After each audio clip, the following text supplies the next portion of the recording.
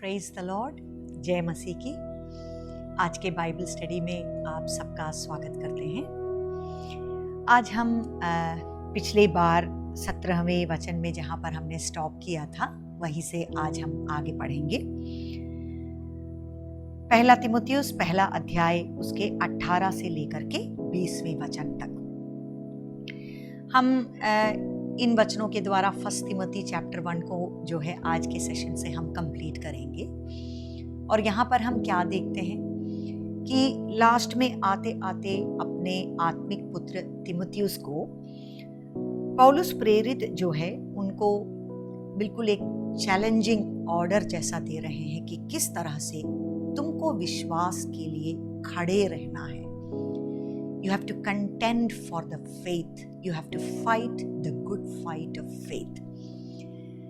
ऐसा नहीं कि तुमने ये सेवकाई खुद अपने ऊपर लिया है, तुम्हें बुलाया गया है। जिस तरह से एक सोल्जर को, एक सैनिक को सेना में उसको भर्ती किया जाता है, एनलिस्ट किया जाता है, उसी तरह से परमेश्वर की योजना के अनुसार तुम्हें मिनिस्ट्री में लाया गया है। और इसलिए झूठे शिक्षकों को तुमको ये बात बताना है, कुछ बातें तुमको उनकी तरफ करना है, खरे उपदेश में तुम्हें खड़े होना है, सुसमाचार का प्रचार तुम्हें करना है। और लास्ट में आते आते वो ये कहते हैं कि तुम्हें विश्वास के लिए जो है तुमको खड़ा होना है, उसकी अच्छी लड़ाई को लड़ना है। आइए हम इन वचनों को पढ़ें 18वें वचन से।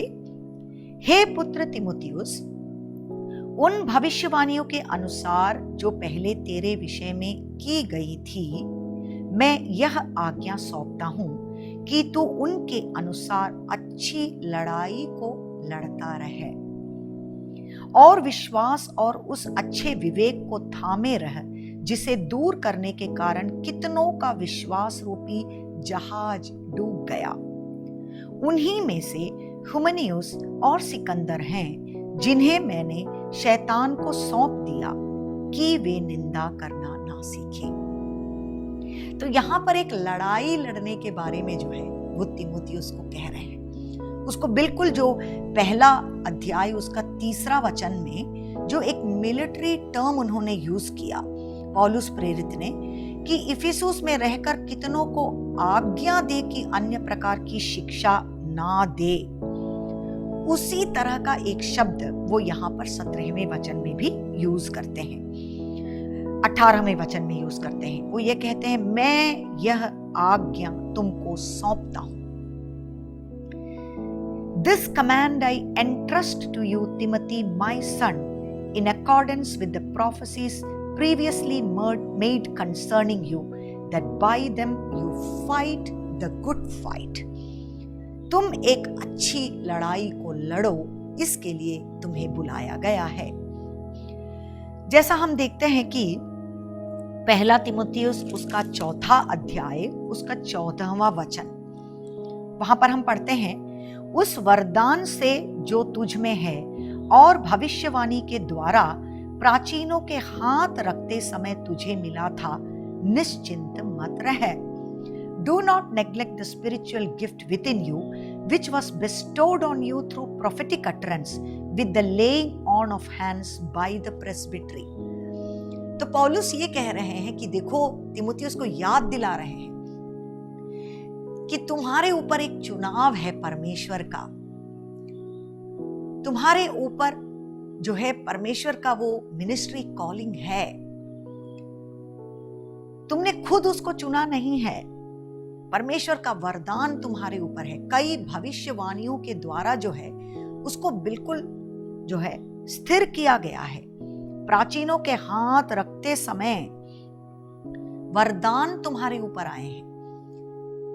तुम अगर अपनी जिंदगी में देखो तो तुमको ये समझ में आएगा कि ये जो यात्रा है, ये जो जर्नी है, इसमें कई बार परमेश्वर ने अपनी बुलाहट को तुम्हारे ऊपर डाला है। उसको याद करो, याद करो। तुमको निश्चिंत नहीं रहना है, but you have to fight the good fight. अच्छी लड़ाई को लड़ना है। फर्स्ट तिमोथी चैप्टर 6 उसका वर्स 12, 6 का 12, वहां फिर से यही बात वो कहते हैं, विश्वास की अच्छी कुश्ती लड़ और उस अनंत जीवन को रख ले जिसके लिए तू बुलाया गया और बहुत गवाहों के सामने अच्छा अंगीकार किया था। Fight the good fight of faith. बार बार अपनी पत्री में बीच बीच में जो है तिमुथियुस को वो ये याद दिला रहे हैं, you have to content for this faith. इस विश्वास के लिए जो है तुमको बिल्कुल एकदम रेडी होकर के खड़े होना है। तुमको उसके लिए एक लड़ाई को जो है लड़ना है। एक मतलब इसका ये भी है कि तुमको जो है पैसिवली नहीं खड़े होना है, निष्क्रिय रूप से नहीं होना है कि देखो जो होना है होने दो, जिसको जो सीखना है वो परमेश्वर उसको सिखाएंगे। अभी चर्च में कोई भी कुछ भी कर रहा है तो होने दो, जो भी हवा चल रहा है चलने दो, एक समय के बाद हो सकता है शांत हो जाए। ऐसा नहीं। पौलुस प्रेरित कहते हैं कि परमेश्वर ने मेरे हाथों में इस सुसमाचार को सौंपा है और मैं जो है उसको तुम्हारे हाथों में सौंप रहा हूं, सौंप चुका हूं, और उसकी रखवाली करने के लिए तुमको विश्वास की अच्छी लड़ाई को लड़ना है। ये जो मिनिस्ट्री तुम्हारे ऊपर आया है उसका आदर सम्मान तुमको करना है। You have to take your call seriously. परमेश्वर की जो कलीसिया है वहां पर क्या हो रहा है उसके बारे में एक बहुत जो है रेस्पॉन्सिबल माइंडसेट तुमको होना है। तुमको बिल्कुल उस तरह से खड़े होना है जैसा कि एक सैनिक खड़ा रहता है, एकदम अलर्ट होना चाहिए तुमको, ताकि तुम इन चीजों का सामना कर सको। उसके बाद नीचे कहते हैं, और विश्वास और उस अच्छे विवेक को थामे रहे जिसे दूर करने के कारण कितनों का विश्वास रूपी जहाज डूब गया। अब यहां वो आर्मी का बात कर रहे हैं, आते आते जैसे मान लो वो बिल्कुल समुंदर की ओर चले गए, नेवी में चले गए, और वो कह रहे हैं कि देखो ये बहुत सीरियस चीज है। ऐसा मत सोचो कि तुम्हारा जो फेथ लाइफ है, विश्वास का जो जीवन है, उसमें अगर तुम केवल बिल्कुल ऐसे निश्चिंत खड़े हो जाओगे तो गड़बड़ हो सकता है। कुछ चीज है जो तुमको थामे रखना है ना। Keeping faith and a good conscience, दो बातों का जो है वो ले करके यहां पर स्पेशली उससे कहते हैं, विश्वास और अच्छे विवेक को थामे रखो, कीप इट। इसका ये मतलब है कि ये तुमसे कोई छीन करके ले ना जाए, ये तुम्हारे हाथ से छूट ना जाए, इसको पकड़े रखो। किसी चीज को जो है जब पकड़े रखने में थोड़ा कुछ एफर्ट होता है ना। तो दो बातों को वो कह रहे हैं, एक तो विश्वास, खरे उपदेश में, सच्चे विश्वास में तुमको खड़े रहना है, उसको मेंटेन करना है। दूसरी बात अच्छा विवेक, गुड कॉन्शियंस, ये जो है उसके प्रायोगिक जीवन के बारे में कह रहे हैं, उसके लाइफ के बारे में, उसके कैरेक्टर के बारे में। तुम क्या सोचते हो, तुम क्या करते हो, तुम्हारा मॉरल स्टैंडर्ड क्या है, तुम्हारा जिंदगी कैसे आगे चल रहा है, इस चीज के बारे में जो है तुमको बहुत ही ध्यान रखना है। ये दोनों चीज को एक साथ लेकर के चलो, तुम्हारा फेथ और तुम्हारा लाइफ और तुम्हारा कैरेक्टर, दोनों को एक साथ लेकर के आगे चलो, तभी जाकर के जो है तुम विश्वास की अच्छी लड़ाई को लड़कर जीतते हुए खड़े रह सकते हो, एक सैनिक के रूप में। कई लोगों के जिंदगी में हम देखते हैं, विशेष तौर से जो युवक लोग हैं, जो मिनिस्ट्री में तो आ जाते हैं बहुत ही जो है बिल्कुल इच्छा के साथ और बड़े विश्वास के साथ, और परमेश्वर हो सकता है उनकी जिंदगी में चमत्कार किए हों, कुछ चंगाई वो पाए हों, और वो बहुत जो है एक्साइटमेंट के साथ प्रभु में आ तो जाते हैं। लेकिन कुछ समय के बाद हम ऐसा देखते हैं कि वो जो है उनका प्रैक्टिकल लाइफ में कुछ गड़बड़ हो जाता है। वो प्रचार कुछ कर रहे हैं पर उनका जिंदगी जो है किसी और रास्ते चल रहा है। ये कभी भी ऐसा नहीं हो सकता। कई बार हमको ऐसा देखने में आया है कि डॉक्ट्रिन में या उपदेश में गलती कब शुरू होता है? जिंदगी की कुछ गलतियों से वो शुरू होता है। हो सकता है आपकी जिंदगी में कोई पाप हो, कोई सीक्रेट सिन हो, या कोई एरिया हो जहां पर कि आज भी आपने पवित्र आत्मा को नियंत्रण नहीं दिया और आप अपनी इच्छा से कुछ करते जा रहे हैं। कुछ समय के बाद ऐसा हो जाता है कि जो गलती आप कर रहे हैं या जिस पाप में आप हैं, उसको जो है कवर अप करने के लिए या उसको एक्सप्लेन करने के लिए आप धीरे धीरे परमेश्वर के उपदेश से जो है हट जाते हो। इसी तरह से धीरे धीरे जो है फॉल्स टीचिंग चर्च में आ जाती है या डॉक्ट्रिन में जो है गलती आ जाती है। इसलिए दोनों चीजों को एक साथ बैलेंस में आपको लेकर के जाना है। आपका विश्वास भी सही रहना चाहिए, उसी समय एक अच्छा विवेक आपके अंदर में, गुड कॉन्शियंस को जो है मेंटेन करते हुए आपको आगे जाना है। आपका प्रैक्टिकल लाइफ जो है बिल्कुल क्लीन होना चाहिए। तो तिमुथियुस को वो कह रहे हैं, विश्वास और उस अच्छे विवेक को थामे रहो जिसे दूर करने के कारण अगर मान लो तुम इसको इस तरह से पकड़े नहीं रहते हो तो इसका एग्जाम्पल तो बिल्कुल तुम्हारे सामने है। इफिसुस की कलीसिया में ही ऐसी कुछ बातें हो रही हैं। अगर इन चीजों को तुम रिजेक्ट करते हो तो क्या होगा? कितनों का विश्वास रूपी जहाज डूब गया। इंग्लिश में जो है वो बिल्कुल थोड़ा सा और कठिन शब्द उसके लिए उपयोग किया गया है, which some have rejected and suffered shipwreck in regard to their faith। ये शब्द तब उपयोग करते हैं जबकि जैसे मान लो कोई जहाज जा रहा है ना, वो ship is going in an ocean, और एक बहुत बड़ी चट्टान में मान लो वो जा करके बिल्कुल से है जो टक्कर खा ले। हो सकता है कि वो सामने है ऐसा उसको दिखाना होगा कई कारणों से, पर वो चट्टान में टकराने के कारण जहाज बिल्कुल टूट टूट जाए, उसमें जो लोग हैं वो डूब रहे हैं, मर रहे हैं, सारा सामान जो है उनका लॉस्ट हो जा रहा है, गुम जा रहा है। इस तरह का एक सिचुएशन एक व्यक्ति के जिंदगी में आ सकता है, फेथ लाइफ में हो सकता है। वही पौलुस यहां पर कह रहे हैं। शुरुआत हो सकता है तुमने अच्छी तरह से किया हो, तुम मसीह में अच्छी तरह से आगे बढ़ रहे हो, लेकिन क्योंकि तुमने विश्वास की जो अच्छी लड़ाई लड़ने के लिए जो सतर्कता तुम में होनी चाहिए थी वो नहीं पाई गई, और तुमने अपने विश्वास और अपने अच्छे विवेक को थामे नहीं रखा, तुम जो है बिल्कुल थोड़ा सा कैजुअल हो गए, तो क्या हुआ? इस कारण से जो है उनका विश्वास रूपी जो जहाज है वो डूब भी सकता है। और इसके बाद जो है वो दो लोगों का नाम लेकर के बोल रहे हैं जो कि इफिसुस की कलीसिया में ही थे, जिनके साथ ऐसा कुछ हुआ। उन्हीं में से हुमनियुस और सिकंदर हैं, जिन्हें मैंने शैतान को सौंप दिया कि वे निंदा करना ना सीखें। थोड़ा सीरियस बात बोल रहे हैं हम। ये दो लोगों का नाम लेकर के बोल रहे हैं जो कि जो है चर्च के मेंबर हैं, कलीसिया के बिलीवर हैं वो लोग। उन्होंने अच्छी तरह से जो है अपने विश्वास जीवन में उन्होंने शुरुआत किया, वो आगे बढ़े, लेकिन कहीं ना कहीं तो उनके जो है विश्वास में या उनके जीवन में जो है कुछ डिविएशन हो गया, जिस कारण से उनको जो है चर्च से अलग करना पड़ा। पौलुस जो है उनके लिए बहुत ही यहाँ पर कड़ा शब्द उपयोग करते हैं, जिन्हें मैंने शैतान को सौंप दिया, ऐसा कहते हैं कि वे निंदा करना ना सीखें। तो इन दोनों के बारे में थोड़ा सा जो है रेफरेंस हम देखें तो दूसरी तिमुथियुस का पुस्तक 2 अध्याय उसके 17वें वचन में हुमनियुस के बारे में कहता है, और उनका वचन सड़े घाव की नाई फैलता जाएगा। हुमनियुस और फिलेतुस उन्हीं में से हैं।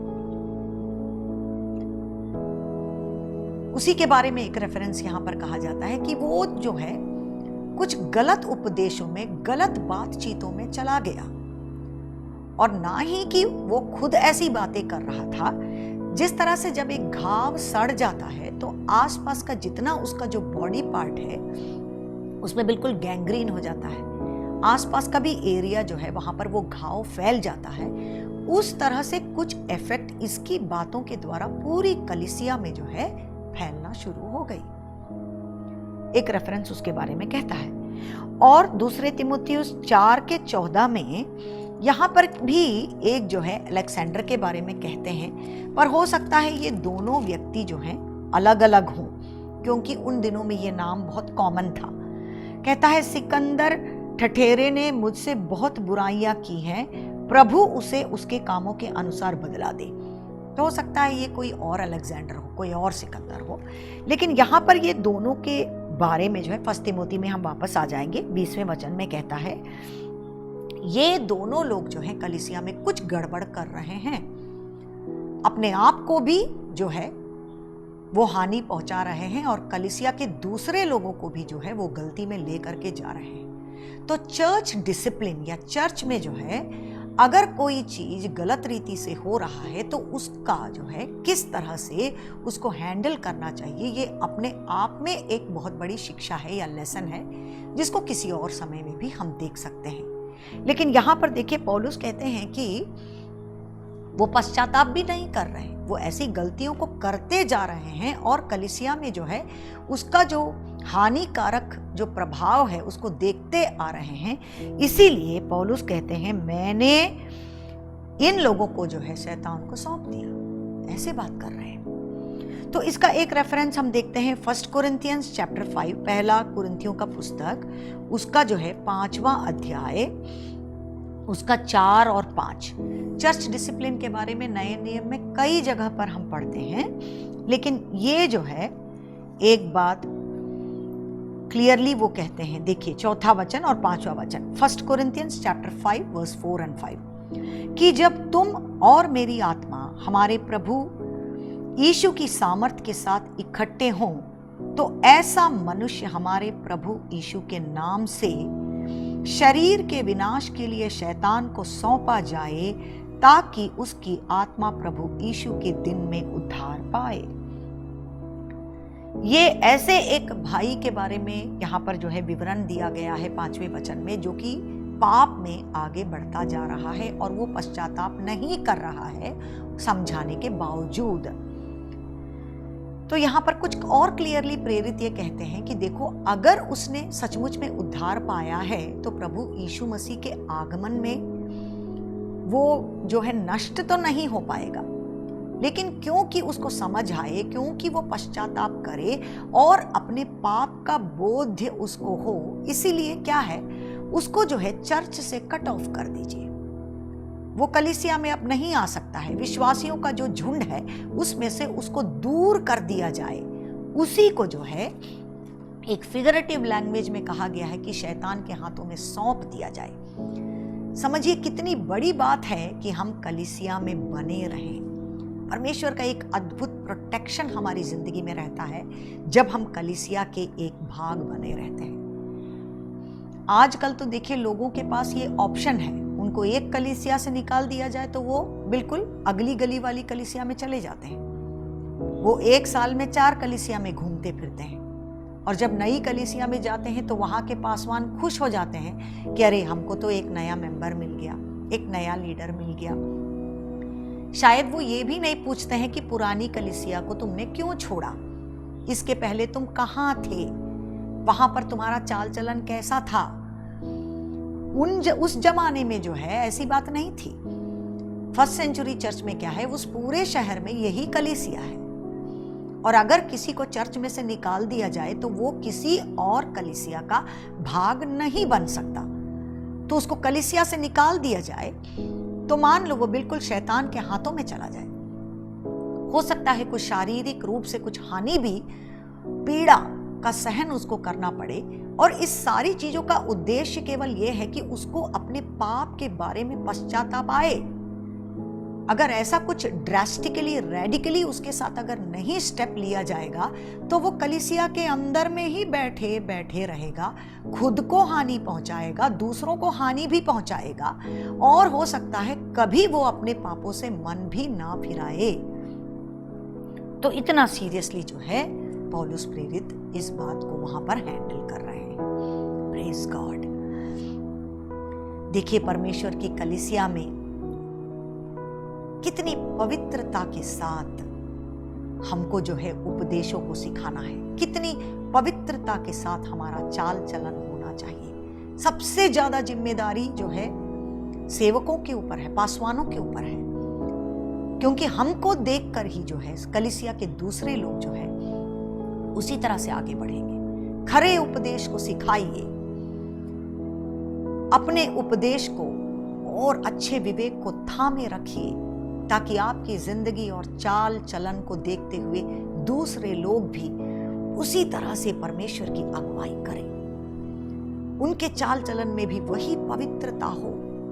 परमेश्वर के वचन का सच्चा उपदेश उनको सिखाइए, विश्वास की अच्छी लड़ाई को लड़िए, क्योंकि शैतान जो है हर तरह से इस बात के लिए वो जो है कोशिश करेगा कि वो विश्वासियों को गिराए, विश्वास में से गिराए, पाप में गिराए।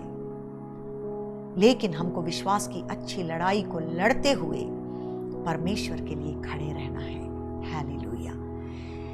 अगले सेशन में से जो है हम चैप्टर 2 में चले जाएंगे और वहां पर हम देखेंगे कि ये जो मेन चीजों को जो है पौलुस प्रेरित ने सिखाते हुए आगे वो कलीसिया की दूसरी समस्याओं के ऊपर फोकस कर देते हैं, जिसमें परमेश्वर का जो है ज्ञान और समझ पौलुस प्रेरित के द्वारा प्रकट होएगा कि इन बातों को कैसे तुम्हें हैंडल करना है, चर्च में कैसे ऑर्डर लेकर के आना है, वहाँ के भाइयों और बहनों को जो है तुमको क्या शिक्षा देना है, अगर वहाँ पर तुम पासवानों को या प्राचीनों को तुम नियुक्त करते हो तो उनकी जिंदगी में क्या क्या जो है देखना है तुमको।